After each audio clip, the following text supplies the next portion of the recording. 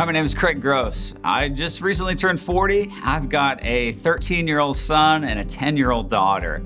And what I'm excited to share with you today is how do we talk to our kids about sex, about technology, about social media, from sexting to sex to porn, all those kind of things that I think if you're like me, those topics might scare you. And what I found is when we're scared of things, we avoid them.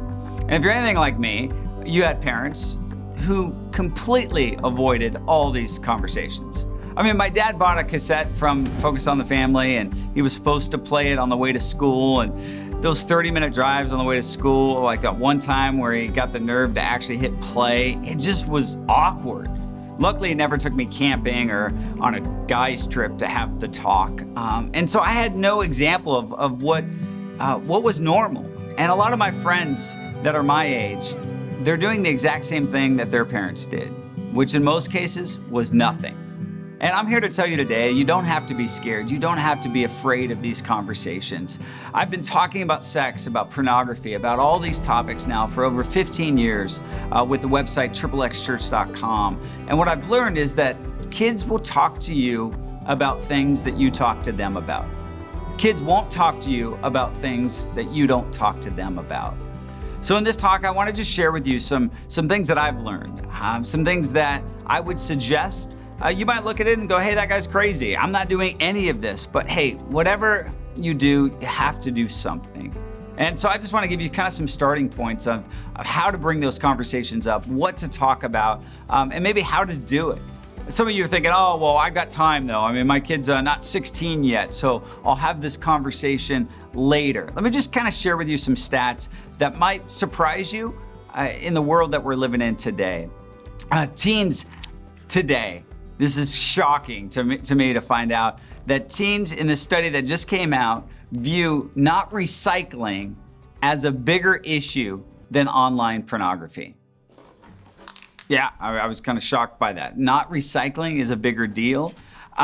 Younger adults and teenagers today are looking at porn and things online really out of boredom. Maybe not because of some crazy issues of their past or their upbringing. It's just complete boredom. They're online. This stuff's available. It's one search away.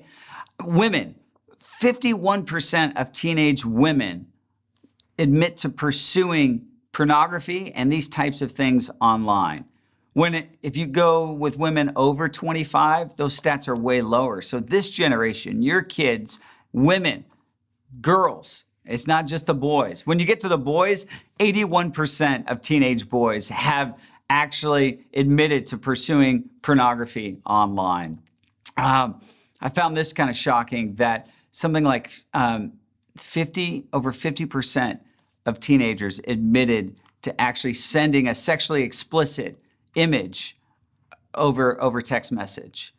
And just as many as 50% have admitted to actually receiving one of those images.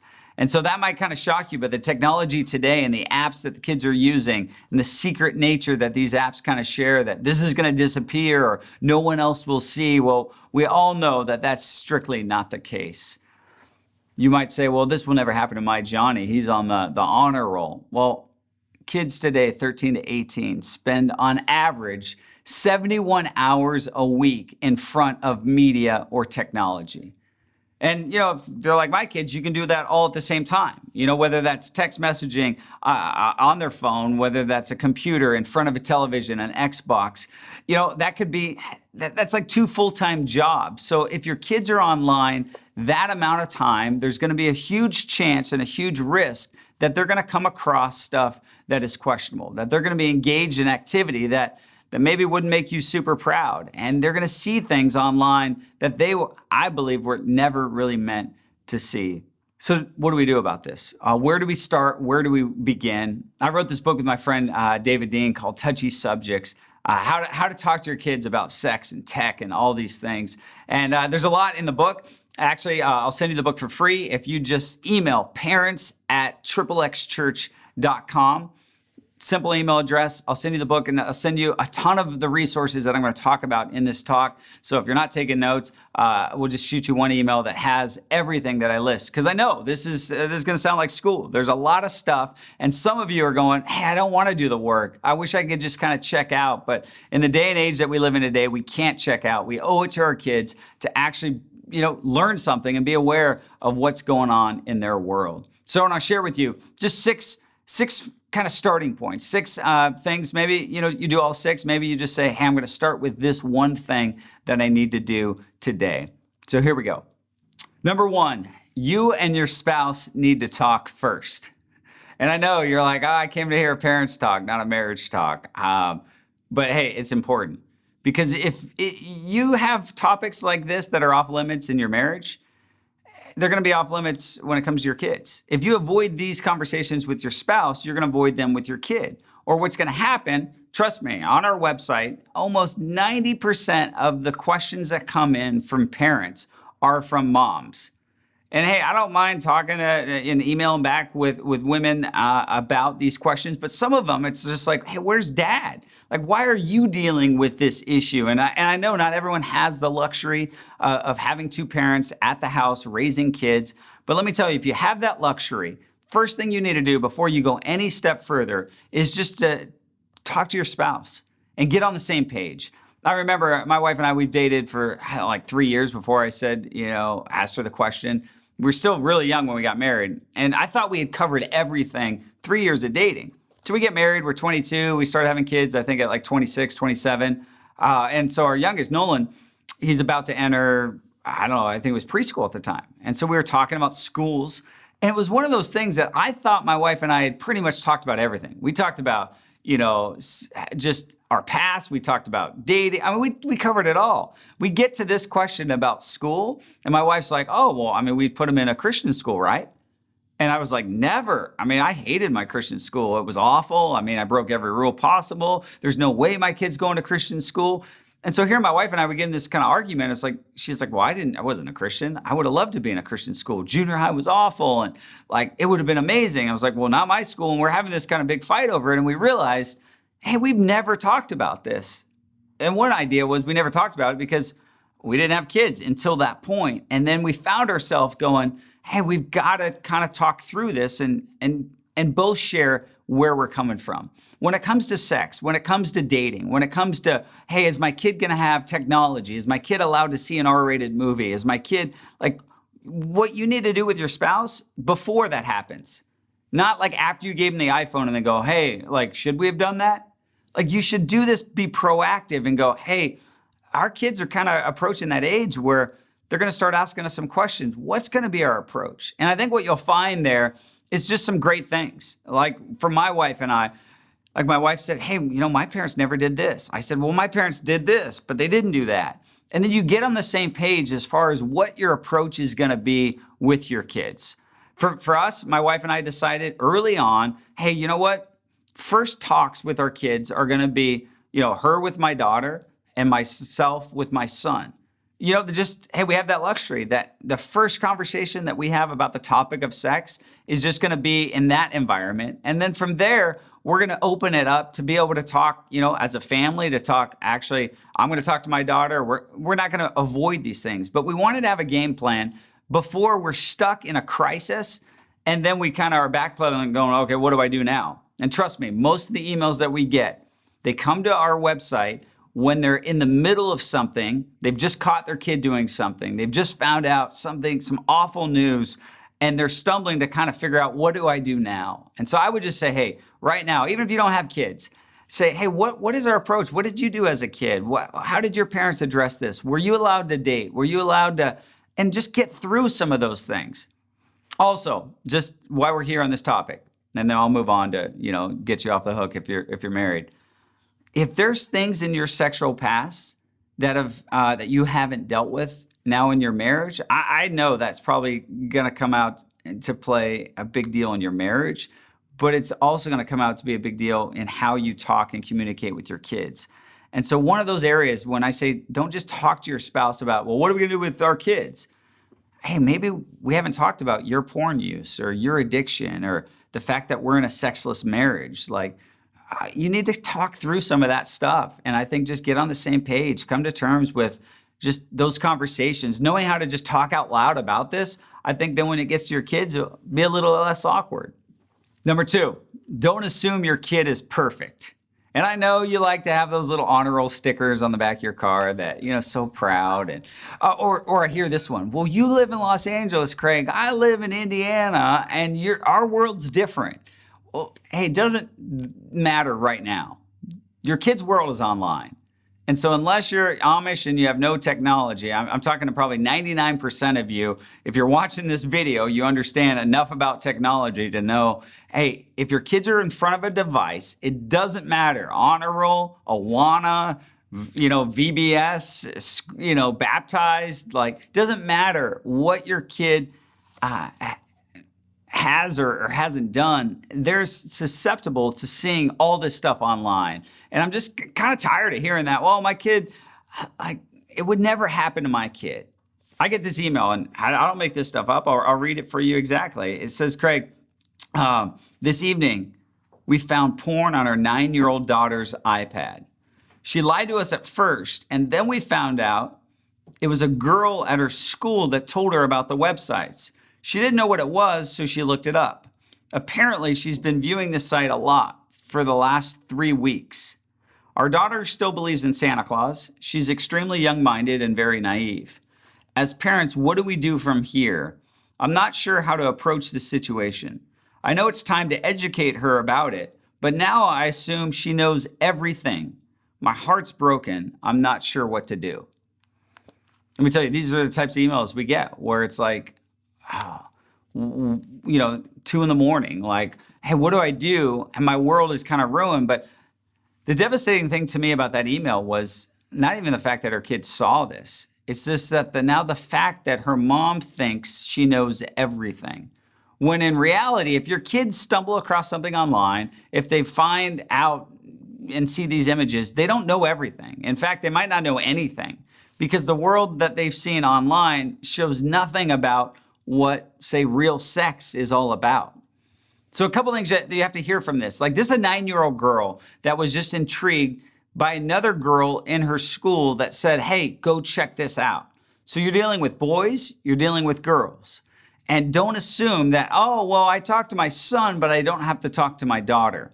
I met a pastor's kid not too long ago, and she was 18 by this time, and she said, I got away with so much stuff because my parents always blamed it on my brother. In fact, it was always her.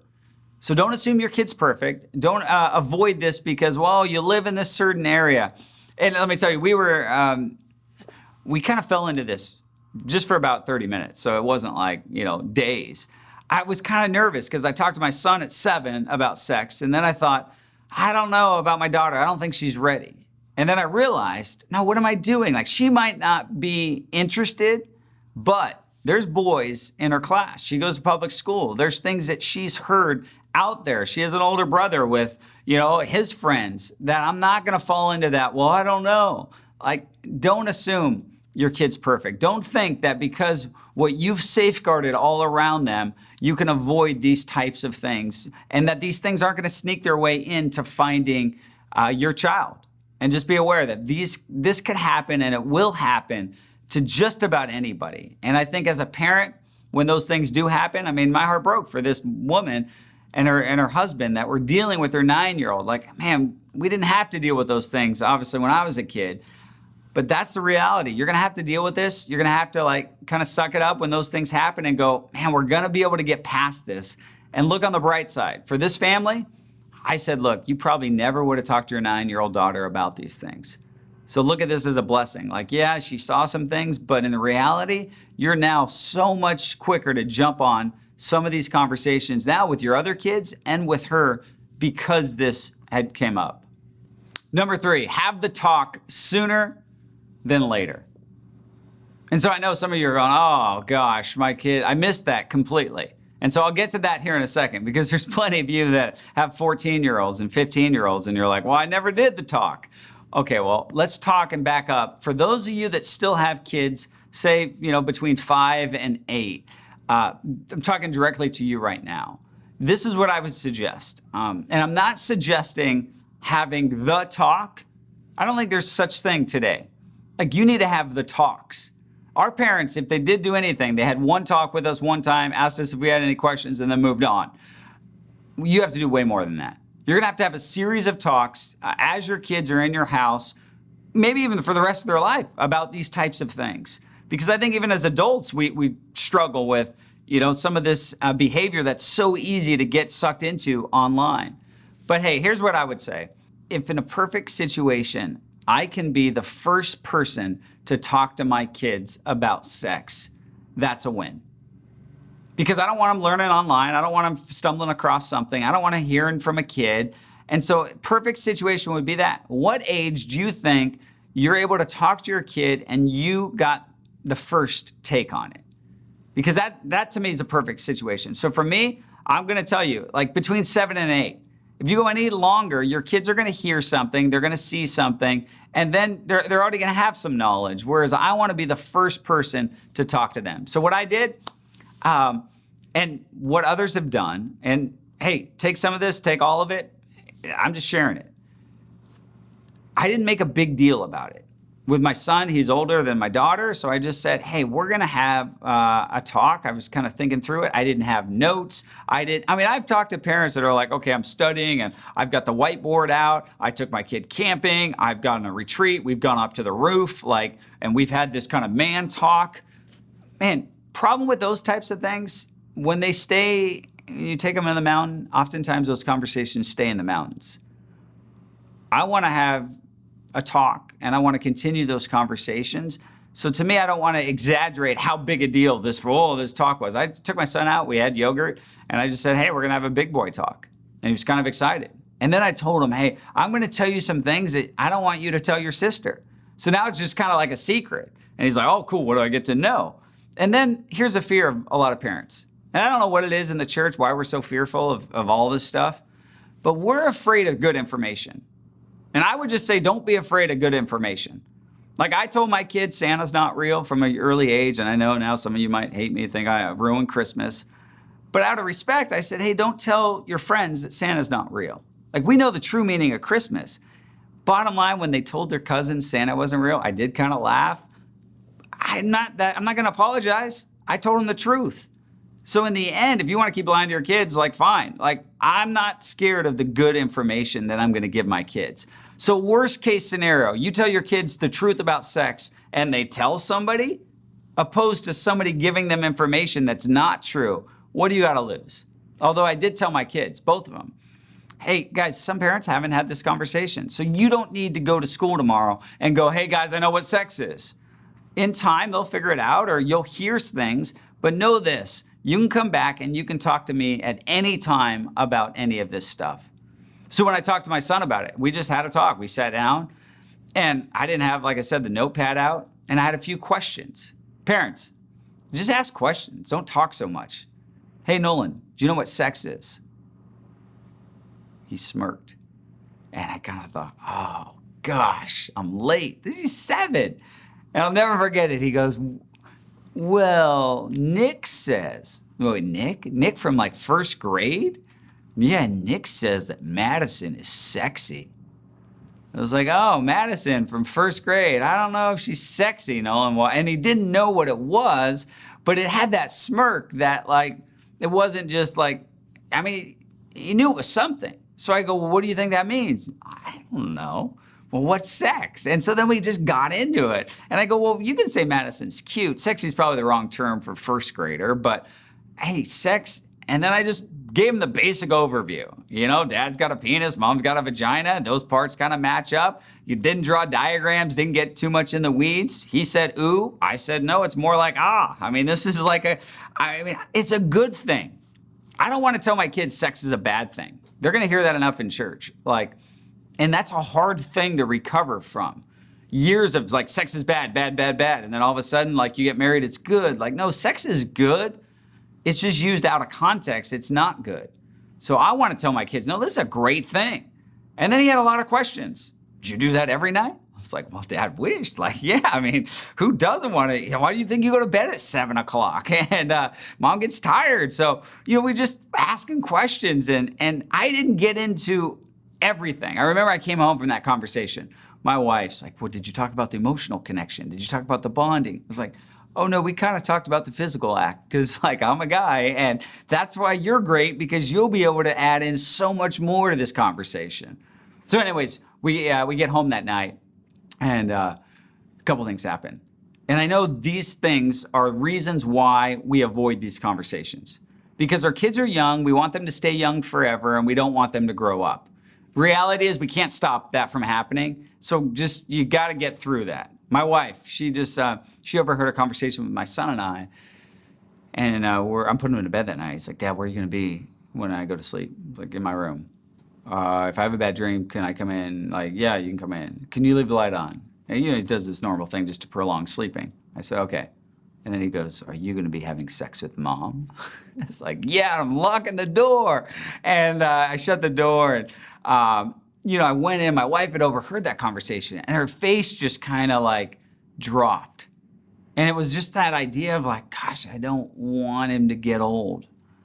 And I know that feeling, but I just gotta say, like, I'm not gonna say we made the wrong call to do that because what's happened since is just number of conversations, countless conversations since about sex. As things have come up, as things, we've been able to just keep that conversation going. My wife, total opposite conversation with my daughter. When she got to be that age, 7, they sat down and Elise's first words were, Mom, that's gross, I'm eating, please stop. And no question, she didn't want to know details, she didn't want to know any of it.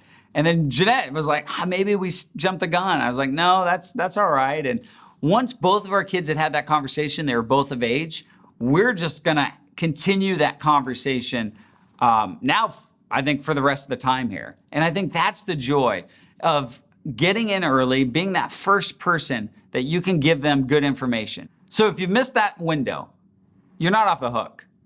I mean, my buddy, he's got a 14-year-old, and I was like, dude, seriously, you've got to do it. And it's gonna get tougher because here's the great thing about when your kids are younger. They believe everything you say and they haven't heard something that counters what you're saying. You get to your 14-year-old, they're not gonna ask you questions other than when's this gonna be over? So it's gonna get more awkward and your kids are gonna be less open. So if I could start at 7 and then at 8, 9, 10, and all the way through teenage years, hopefully we stay engaged and have dialogue about these things, that's a win. Tougher for you that need to go back and have this conversation, but don't avoid it. And I have friends that are like, hey, can you talk to my son about this? Because you seem to know better than I do.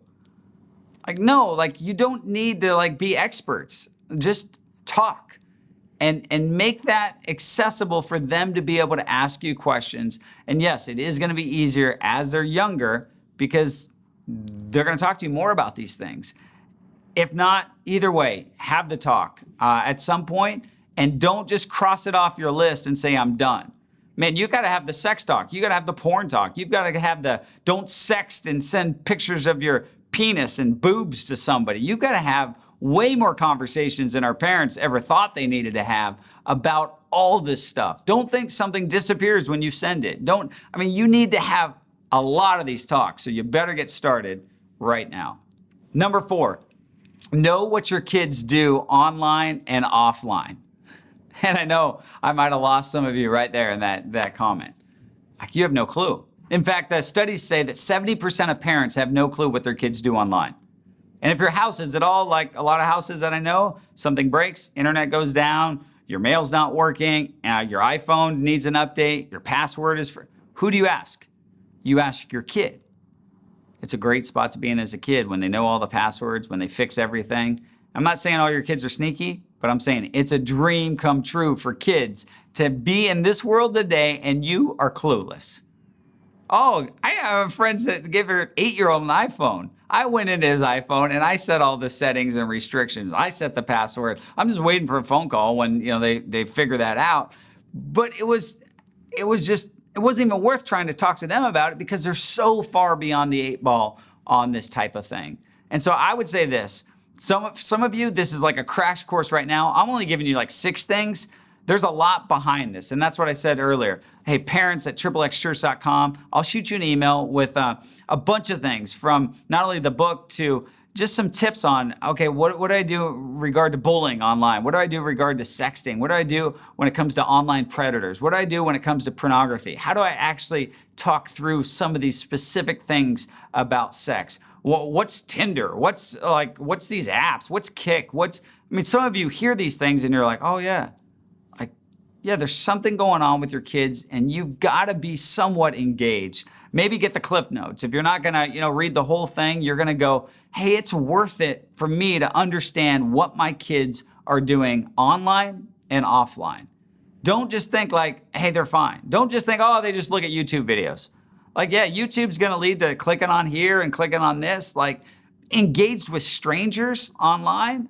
This is almost every app that is on a kid's phone that is popular today has location-based technology where they're able to now interact with people that aren't 5,000 miles away, could be 5 miles or less away from them, and they could be engaged with all sorts of inappropriate things.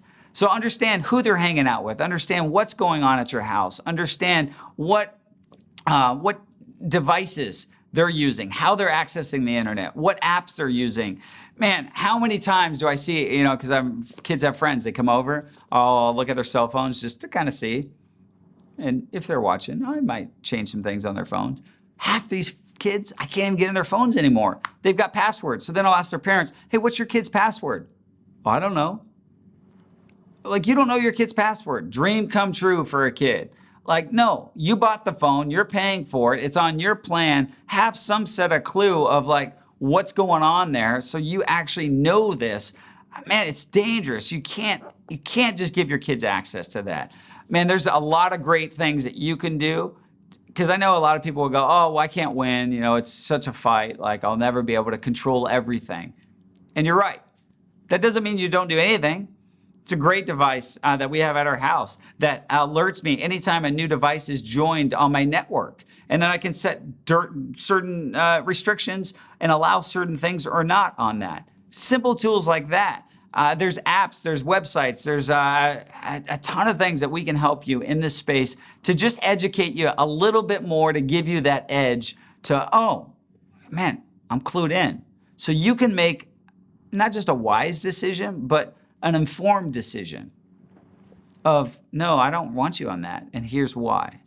Because I do think parents need to give their kids a reason behind something instead of just, oh, cool, yeah, that's 99 cents, cool, take this.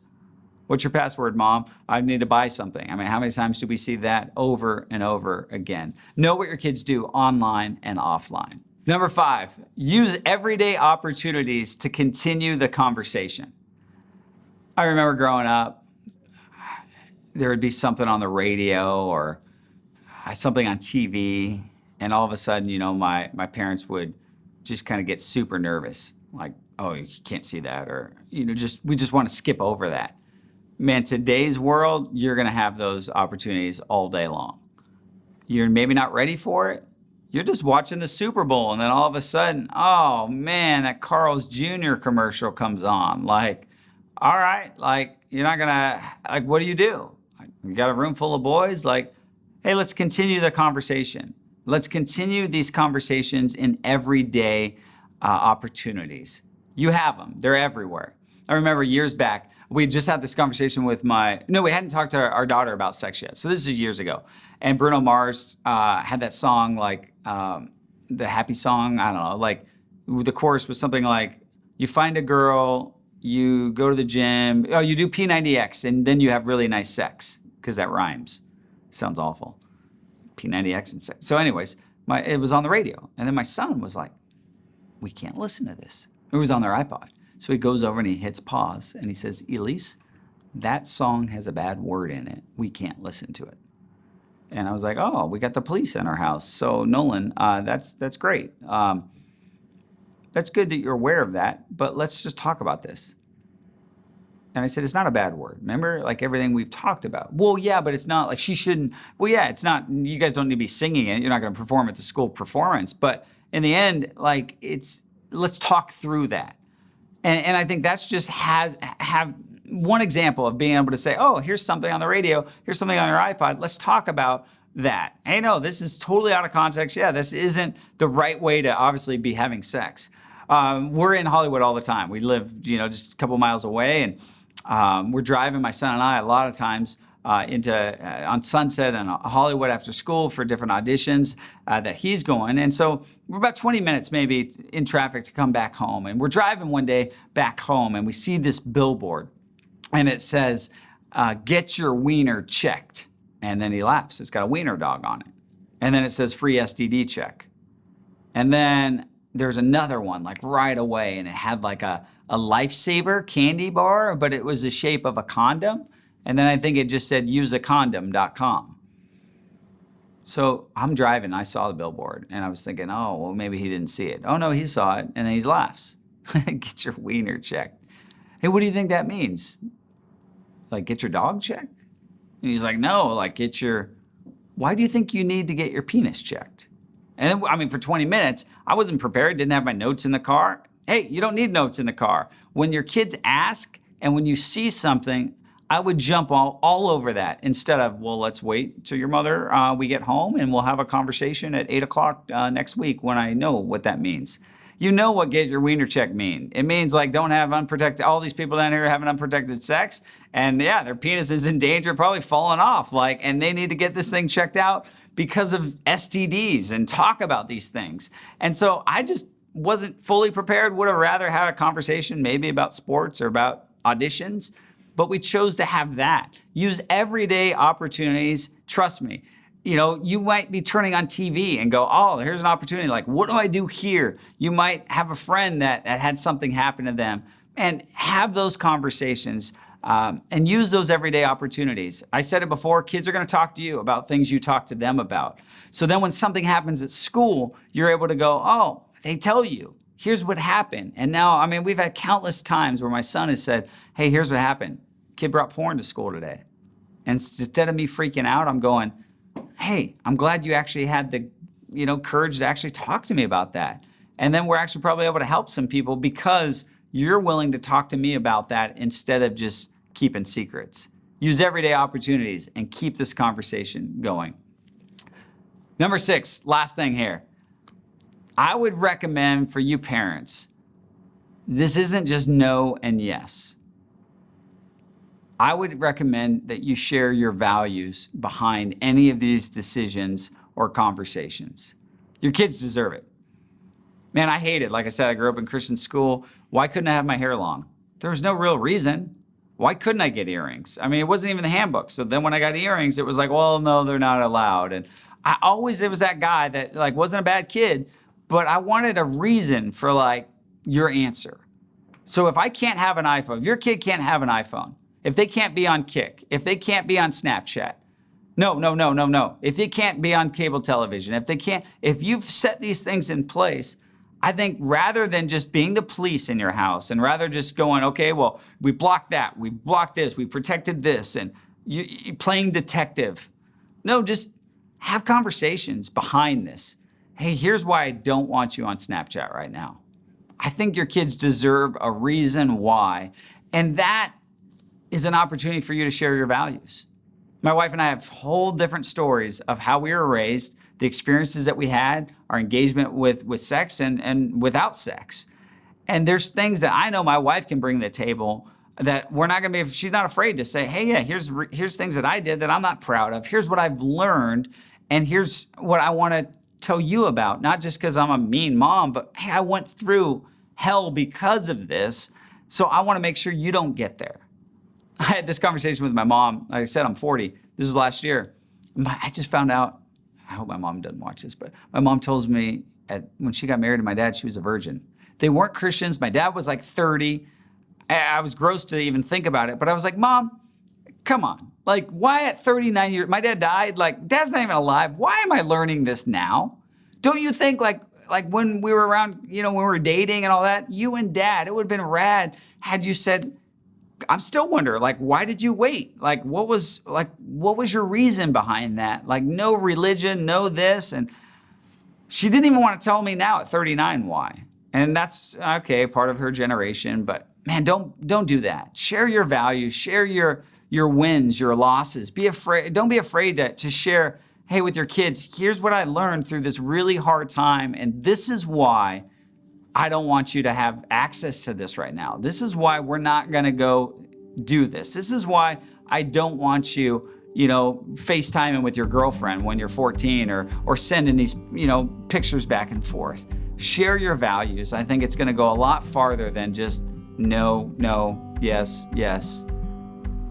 In the end, that's how I think you're going to see just some better conversations, some better wins. Like I said, a lot here, a lot more that we can talk about for hours. Obviously on our site, we have a ton of questions and answers from parents because I know in this short talk, I wasn't able to actually cover everything. But hey, it's a starting point. Take one of these nuggets, two of these nuggets, and then take them back with your spouse. Or hey, if you're on your own, I'd applaud you. Like if you are a single parent, find somebody close to you of the opposite sex, an uncle, an aunt, somebody that maybe has, from the church that has some sort of rapport with your kid, that they'll be able to help you out as well in these conversations. Don't brush over them, don't avoid them. I know it's a lot of work, but hey, who said kids was just gonna be a piece of cake?